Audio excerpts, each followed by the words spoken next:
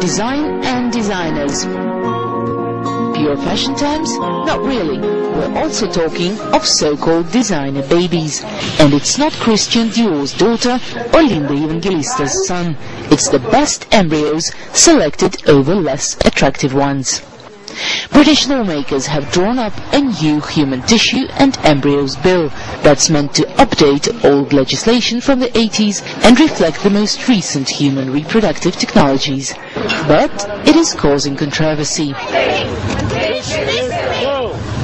One of the main points of anxiety is that the legislation seeks to introduce the creation of animal-human hybrids for medical research, something which has not been allowed anywhere in the world.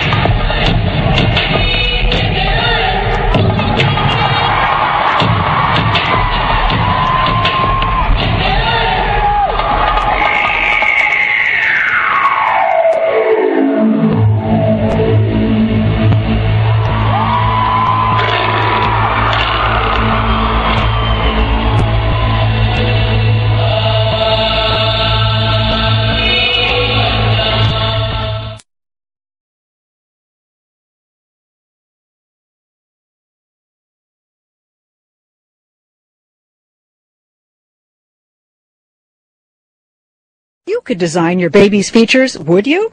According to LA's Fertility Institute, prospective parents can select eye color, hair color, and more. The technology is called pre-implantation genetic diagnosis, or PGD. It was created to screen for disease, then used for gender selection. Now this clinic plans to allow parents to select physical traits. I would predict that by next year we will have determined sex with 100% certainty on a baby, and we will have determined eye color with about an 80% accuracy rate. Dr. Jeffrey Steinberg is a pioneer in vitro fertilization. I think it's very important that we not bury our heads in the sand and pretend that these advances aren't happening. Kirsten and Matt Landon used his clinic to select the sex of their daughter. Choosing other genetic traits intrigues them. I would have considered trait selection as an option, but not necessarily have gone with it. A recent U.S. survey suggests most people support the notion of building a better baby when it comes to eliminating serious diseases. But Dr. Steinberg says using technology for cosmetic reasons shouldn't scare people away. Of course, once I've got this science, am I not to provide this to my patients? I'm a physician. I want to provide everything science gives me to my patients. You've come a long way, baby. Hattie Kaufman, CBS News, Los Angeles.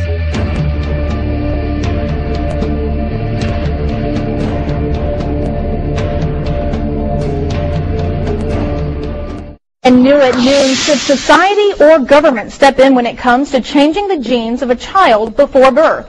That's the question high school students in Harrisonburg are discussing today. It's called transhumanism, or altering the human body through biotechnology. Award-winning journalist and author Ronald Bailey analyzed the ethics of the question.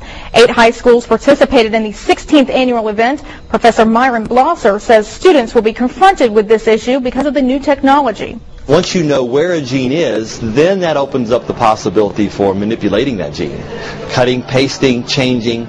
And so parents will eventually have the options of manipulating their DNA prior to having children. Blosser says intelligence, eye and hair color, history for disease, height, sex, and athletic ability may be changed before birth. However, it may present issues such as food shortage, overpopulation, or even religious conflicts. HLN, we're about news and views. I want your views on the possibility of designer babies, being able to pick your baby's eye color, hair color, sex. Act Marcy Darnofsky.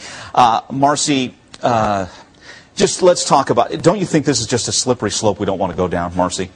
Well, I really do. And I think for most of these things, the trait selection, not the sex selection, the trait selection stuff, it's still a genie in the bottle.